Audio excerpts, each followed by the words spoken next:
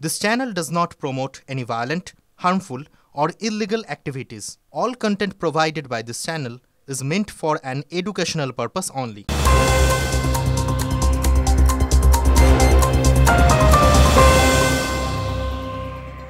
মমতা নেতাজি তুলনা টেনে তুমুল সমালোচিত হওয়ার পর নিজের মন্তব্যের ব্যাখ্যাও দিলেন কুণাল ঘোষ। সেখানে তার বক্তব্য, তিনি ভুল কিছু বলেননি। কি বললেন কুণাল ঘোষ, শুনুন তার সাফাই।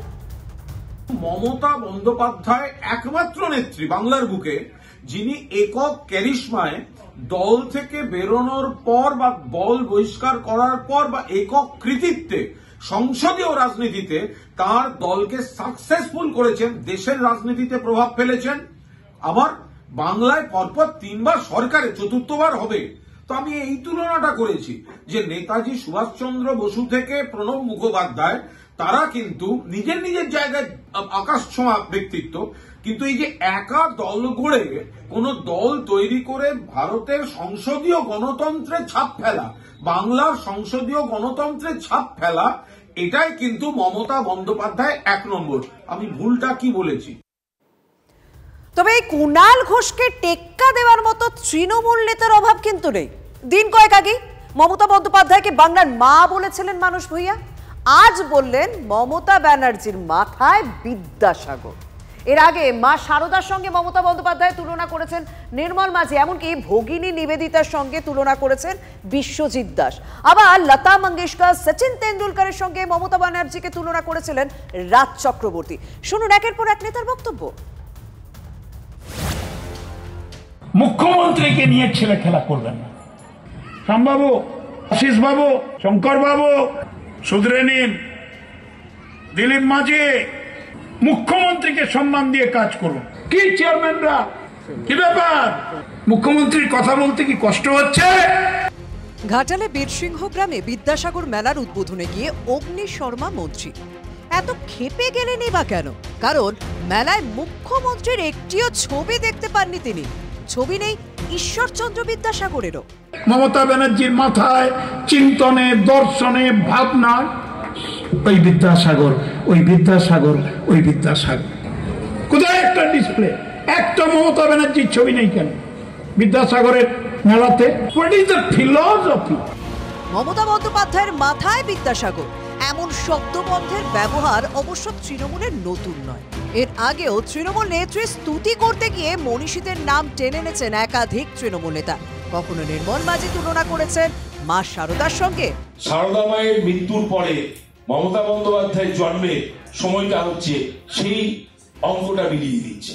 তিনি মা শারদা, তিনি ফ্লোরেন্স নাইটিঙ্গেল, তিনি সিস্টার নিবেদিতা, তিনি ঘরের দুর্গা। দেবার জন্য একজনই আছেন, তিনি হচ্ছেন মা শারদার মতন হাত তুলে বসে আছেন মাননীয় মুখ্যমন্ত্রী মমতা বন্দ্যোপাধ্যায়। কখনো ভগিনী নিবেদিতার সঙ্গে তুলনা করেছেন বিশ্বজিৎ দাস। যে মানুষের সেবা করবার জন্য নিজের জীবনকে উৎসর্গ করেছেন, তিনি আর কেউ নন, আপনার আমার সকলের জননেত্রী বাংলার মুখ্যমন্ত্রী মমতা বন্দ্যোপাধ্যায়, যার মধ্যে আমরা ভক্তি নিবেদিতার ছায়া দেখতে পাই। আবার লতা মঙ্গেশকর, সচিন তেন্ডুলকরের সঙ্গে তুলনা করেছেন রাজ চক্রবর্তী। তাই হচ্ছে এমন নেত্রী, তাকে যেমন লতা মঙ্গেশকর, সচিন তেন্ডুলকর, এরা কিন্তু জন্মে যাদের ভগবান পাঠিয়েছে কোন একটা কারণের জন্য, তেমনও কিন্তু মমতা বন্দ্যোপাধ্যায় একজন এমন নেত্রী যাকে পাঠানো হয়েছে মানুষের সেবা করার জন্য। রবিবার নেতাজিকে টানলেন কুণাল আর বিদ্যাসাগরকে টানলেন মানুষ। লম্বা হলো তালিকা। Bureau report, TV9 Bangla. কিন্তু এই কুণাল ঘোষ নেতাজিকে টানলেন কেন? নেতাজির সঙ্গে মমতা বন্দ্যোপাধ্যায় তুলনা করলেন কেন? প্রদীপ ভট্টাচার্য, প্রবীণ কংগ্রেস নেতা, তার মুখে যে মমতা বন্দ্যোপাধ্যায়ের নাম শোনা গিয়েছে। আবার তিনি কি বলেছেন? মমতাকে বহিষ্কার করায় আজও কংগ্রেসকে প্রায়শ্চিত্ত করতে হচ্ছে। আর প্রদীপ ভট্টাচার্য যখন এই কথাগুলো বলছেন, তখন তার পাশেই বসে বর্তমান প্রদেশ কংগ্রেসের সভাপতি শুভঙ্কর সরকার। সদ্য প্রাক্তন সভাপতি যদিও প্রদীপের এই কথা শুনে রীতিমতো রে রে করে উঠেছেন। রাজ্যসভার ভোটের কথা তুলে চিমটিও কেটেছেন। একই সুর রাজ্যের বিরোধী দলনেতা শুভেন্দু অধিকারীর গলাতেও। 1998 পশ্চিমবঙ্গে কংগ্রেস ভেঙে তৈরি হয় নতুন দল তৃণমূল কংগ্রেস। সেই দলই 14 বছর ধরে রাজ্যের ক্ষমতায়। প্রদেশ কংগ্রেস বিধানসভায় 0, লোকসভায় 1। বর্ষিয়ান কংগ্রেস নেতা প্রদীপ ভট্টাচার্যের আক্ষেপ, আমি জানি না এই খাত থেকে আমরা কখন কিভাবে উঠে আসব। কংগ্রেস কেন খাদে পড়ল সেটাও খোলাখুলি বলেছেন প্রদীপ। আমার মনে আছে যেদিন বাংলার বর্তমান মুখ্যমন্ত্রীকে এক্সপেল করা হয়, তখন সোমেন মিত্রের ফোন এলো। সীতারাম কেশরী বলেছেন টেলিফোন করে যে you have to do it, okay তোমায় এক্সপেল করতে হবে কারণ আমরা করেছি। আমি সোমেনকে বলেছিলাম তুমি করো না, কিছুতেই করো না। কিন্তু সোমেনের উপরে এমন চাপ তৈরি হয়েছিল যে তাকে করতে বাধ্য হয়েছে। আর প্রায়শ্চিত্তটা সেই জন্য কংগ্রেস দলকে আজও করতে হচ্ছে। স্বাভাবিকভাবেই প্রদীপের পাশে দাঁড়িয়েছেন কুণাল ঘোষ। ফলে প্রদীপ ভট্টাচার্য যা বলেছেন একদম সঠিক কথা বলেছেন। কংগ্রেস নেতৃত্ব মমতা বন্দ্যোপাধ্যায় সিপিএম বিরোধী লড়াইটাকে স্বীকৃতি দেয়নি, মর্যাদা দেয়নি, কোণঠাসা করেছে, বহিষ্কার করেছে। তার ফল কংগ্রেস ভুগছে। আর মমতা বন্দ্যোপাধ্যায় নতুন দল গঠন করেছিলেন বলেই আজ সিপিএমের পতন হয়েছে। যদিও সতীর্থকে চিমটি কাটতে ছাড়েননি অধীর রঞ্জন চৌধুরী। আজকে মমতা ব্যানার্জি কার জন্য প্রায়শ্চিত্ত করবে সেটা মমতা ব্যানার্জিকে ঠিক করতে হবে। এই রাজীব গান্ধী না থাকলে মমতা ব্যানার্জির নেত্রী হতো না, সোনিয়া গান্ধী না থাকলে মমতা ব্যানার্জি মুখ্যমন্ত্রী হতো না। সেই কংগ্রেস দলকে খতম করার অভিযানে যিনি নেতৃত্ব দিয়েছেন এ বাংলায় তিনি মমতা ব্যানার্জি। তাই আজকে কারোর আফসোস হতে পারে, সামনে রাজ্যসভা ভোট আছে, আজকে আফসোস হতে পারে, কিন্তু আগামী দিনে ইতিহাস প্রমাণ করবে যে এই বাংলার মুখ্যমন্ত্রী মমতা ব্যানার্জি শুধু কংগ্রেসকে নয়, এই বাংলার যা সংস্কৃতি, শিক্ষা, সভ্যতা সমস্ত কিছুকে ধ্বংস করে এই বাংলাকে বর্বরদের রাজ্যে রূপান্তরিত করেছিলেন। কে ব্যক্তিগত প্রায়শ্চিত্ত করতে পরামর্শ দিয়েছিল তার ব্যাপার। একই সুর বিরোধী দলনেতা শুভেন্দু অধিকারীর গলাতে। প্রদীপ ভট্টাচার্য আমার মনে হয় ইতিহাসকে বিকৃত করছে। প্রদীপ ভট্টাচার্য মহোদয় সিনিয়র লিডার, তার মনে হয় তৃণমূলে গিয়ে একটা এমএলএ হওয়ার ইচ্ছা হয়েছে। 2017 সালে তৃণমূলের বদান্যতাতেই কংগ্রেসের হয়ে রাজ্যসভার সাংসদ হয়েছিলেন প্রদীপ ভট্টাচার্য। সেই প্রসঙ্গ টেনেই কি কটাক্ষ অধীর শুভেন্দুর? কংগ্রেসকেই তীর শ্রমিক ভট্টাচার্যর। এরা সবাই প্রচারের আলোয় ভেসে থাকতে চাইছেন। কংগ্রেস এই মুহূর্তে একটা প্যারাসাইট। আঞ্চলিক দলের দয়াদাক্ষিণ্যে কংগ্রেস বেঁচে আছে। প্রদীপের মন্তব্যে অ্যাডভান্টেজ মমতা। কি করবে প্রদেশ Congress? Bureau report, TV9 Bangla. Kunal Ghosh নেতাজির সঙ্গে মমতার তুলনা করলেন, মানস ভূঁইয়া বিদ্যাসাগরের প্রসঙ্গ টানলেন, আর গ্রন্থাগার মন্ত্রী সিদ্দিকুল্লাহ চৌধুরী রবীন্দ্রনাথ, স্বামী বিবেকানন্দ, বিদ্যাসাগর, মাতঙ্গিনী, ক্ষুদিরাম, বিনয় বাদল, দীনেশ, দেশবন্ধু কাউকেই বাদ দিলেন না। গ্রন্থাগার মন্ত্রী নিজেই বলেছেন তিনি স্থান, কাল, পাত্র বিচার করে নাকি কথা বলেন। তাই কি পাক সার্কাসের সভায় দুদিন আগে যা বলেছেন তার থেকে অনেকটাই অন্য সুর রানীগঞ্জের বইমেলায়? আমাদের মতন বহু মানুষ এই দলের জন্য যত শ্রম দিয়েছি এবং দিচ্ছি, আমি জানি না নবান্ন তার কতটা মূল্য দিয়েছে। এত বড় কথা আমি বলে গেলাম। শুক্রবার পাক সার্কাসে ক্ষেত প্রকাশ ছিল সংখ্যালঘুদের নিয়ে। রবিবার রানীগঞ্জ বইমেলায় উদ্বেগ প্রকাশ করলেন সনাতন ধর্মকে নিয়ে। টেনে আনলেন কবিগুরু স্বামীজিকে। হিন্দু সনাতন ধর্মের চেহারা নষ্ট করার, কালিমালিপ্ত করার মানুষের অভাব নেই। এই স্রোতের বিরুদ্ধে আপনারা দাঁড়াবেন, তবেই সনাতন ধর্ম বাঁচবে। মসজিদের নামাজি মুসল্লিরা বের হচ্ছেন, তার হাতে রবি ঠাকুর সনাতন ধর্মের বন্ধুত্বের রাখি পরাচ্ছে। আজ এই সনাতন ধর্ম রক্ষা করার দায়িত্ব কি উত্তরপ্রদেশের হিন্দি ভাষীদের? স্বামী বিবেকানন্দ, কে না তার নাম জানে? তিনি শিকাগোয় যে বক্তব্য দিয়েছিলেন তার মধ্যে একটি প্যারা এটাও ছিল যে আমরা হিন্দু, ভিন্ন ধর্ম ইসলামকে আমরা ঘৃণা করি না। মঞ্চ থেকে নেমে অন্য মনীষীদের উল্লেখ করে দিলেন। পশ্চিমবাংলা সনাতন ধর্ম ঈশ্বরচন্দ্র বিদ্যাসাগর পালন করেছেন, আমি 100% বিশ্বাসী। মাতঙ্গিনী হাজরা করেছেন, ক্ষুদিরাম করেছেন, বিনয় বাদল দীনেশ করেছেন, বাইরে আমি যাচ্ছি না। চিত্তরঞ্জন দাস করেছেন, এখন হিন্দু ধর্মকে পরিচালিত করছে বিভিন্ন রূপরেখায়।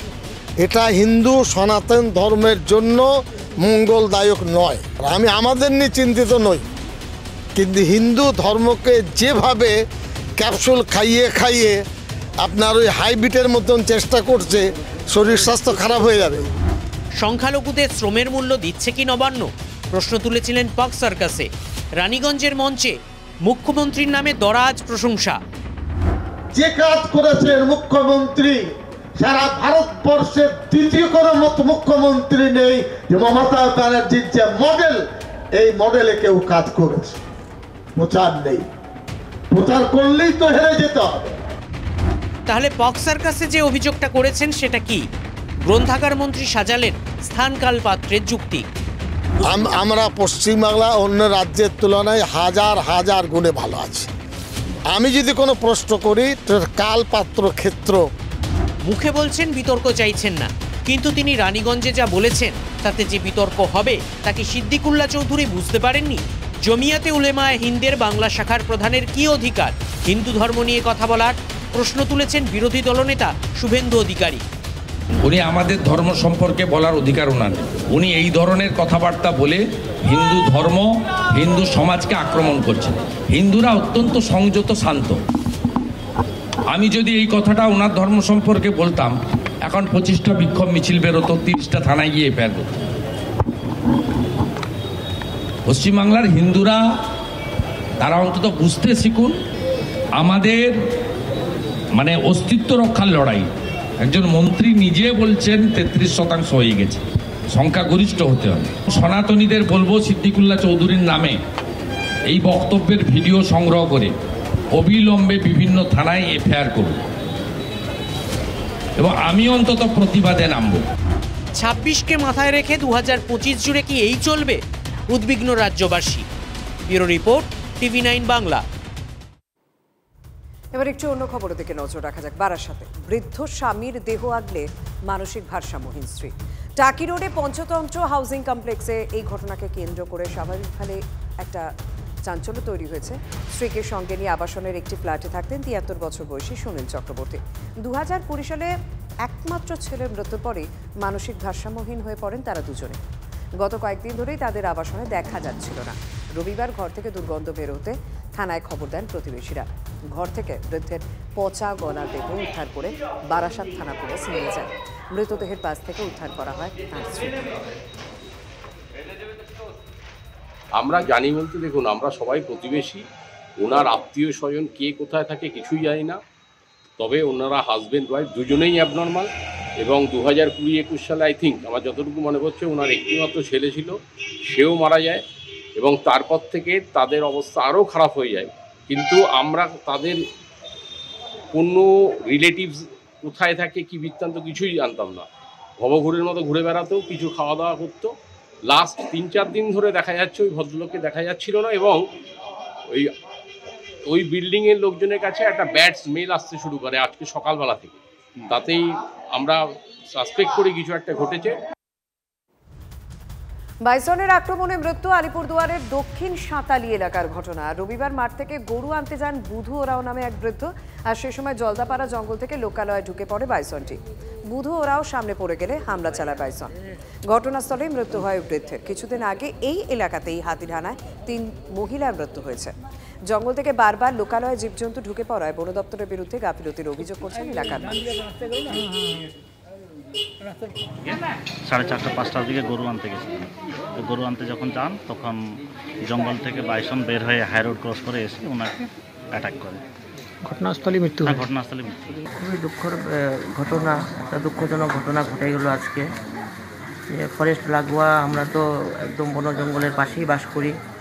লোকালয়েই আজকে বাইসন চলে আসে। বাইসন হাতে মানে দিনমজুর করে যে থাকে, গরু আনতে গিয়ে দুর্ঘটনা ঘটে গেল। আমাদের গ্রাম পঞ্চায়েতের মাধ্যমে হোক, গ্রামবাসীর মাধ্যমে আমরা একটু সচেতন করার চেষ্টা করব।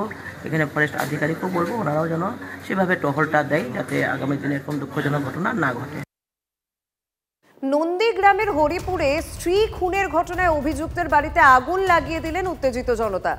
শনিবার নন্দীগ্রামের হরিপুর গ্রাম পঞ্চায়েত এলাকায় একটি জলাশয়ে অজ্ঞাত পরিচয় এক মহিলা মৃতদেহ উদ্ধার করেন নন্দীগ্রাম থানা পুলিশ।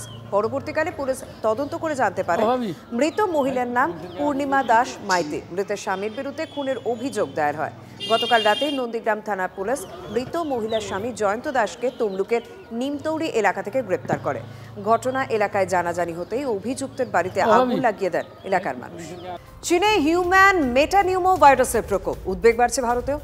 মাস্ক পরার পরামর্শ দিয়েছে কেরলের স্বাস্থ্য দপ্তর। বিশেষ করে বয়স্ক, অন্তঃসত্ত্বা এবং শিশুদের স্বাস্থ্যের দিকে বিশেষ নজর রাখার পরামর্শ দেওয়া হয়েছে। ভারতে প্রথম করোনাও ধরা পড়েছিল কেরলে, ফলে এবার বাড়তি সতর্ক কেরল সরকার। পরিস্থিতির দিকে নজর রাখছে তেলেঙ্গানা সরকার। বিশেষজ্ঞরা বলছেন, করোনার ক্ষেত্রে যেমনটা দেখা গিয়েছিল, কিছু কিছু ক্ষেত্রে HMP ভাইরাসের সংক্রমণের সঙ্গে তার মিল রয়েছে। হাঁচি, কাশির সঙ্গে ড্রপলেট আক্রান্তের সংস্পর্শে এলে সংক্রমণ ছড়ানোর আশঙ্কা রয়েছে বলে বিশেষজ্ঞদের মত।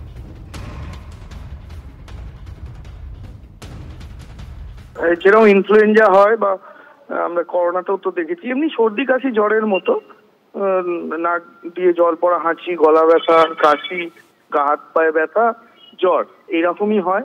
অ্যাডাল্টদের জেনারেলি মাইল্ড ডিজিজই হয়। বয়স্ক, অতীব বয়স্ক এবং বাচ্চাদের ক্ষেত্রে কখনো কখনো একটু বাড়াবাড়ি হতে পারে। তবে এখান থেকে কিন্তু মানে এখনো অব্দি যা পূর্ব অভিজ্ঞতা আছে, ভাইরাসটি নতুন তো কিছু নয়, অনেকবারই মানে মাঝে মাঝে এগুলি হয়, তো তাতে কিন্তু সেরকম মেজর কোনো ফ্যাটালিটি আমরা দেখিনি। HMPV এমনিতে নতুন কোনো ভাইরাস নয়, পুরনো ভাইরাস, আমাদের চেনা ভাইরাস। HMPV হচ্ছে যে ইনফেকশন আমাদের মধ্যে করে, বিশেষ করে একটু যারা বেশি বড় বাচ্চা, তাদের হচ্ছে একদম ছোট বাচ্চা নয়, বেশি বড় বাচ্চা, অর্থাৎ 4 থেকে 14 বছরের বয়সী বাচ্চাদের, এবং তাদের ক্ষেত্রে আমরা বলবো যে স্কুল ট্যুর ইত্যাদি যেগুলো কোর্স পেশ ইত্যাদি, যদি হচ্ছে যে ঠান্ডা কারো লেগে থাকে, সর্দি হাঁচি কাশি হয়, তাকে কয়েকদিন স্কুলে না পাঠানোই ঠিক হবে, অন্য বাচ্চাদের নিরাপত্তার সাথে। আর অথবা পাঠালে তাকে মাস্ক পরিয়ে পাঠানো উচিত।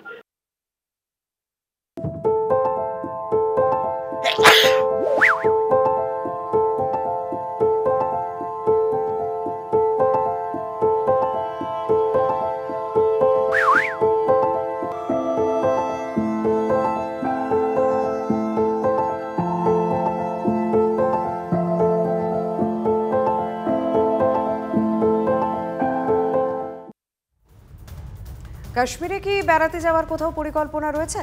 তাহলে বলে রাখি, খুব শিগগিরই হয়তো ট্রেনে চড়ে ভূস্বর্গের সৌন্দর্য উপভোগ করতে পারবেন। কারণ যে যাত্রায় পৃথিবীর উচ্চতম ব্রিজ রয়েছে, সেই যাত্রা উপভোগ করারই মতো। কাটরা থেকে বানিহাল রুটে জোর কদমে চলছে ট্রেনের ট্রায়াল রান। পাহাড়ের বুক চিড়ে, জঙ্গলের গন্ধ গায়ে, ঝর্ণার জল ছুঁয়ে দেশের অনেক প্রান্তেই ছুটে চলেছে রেল।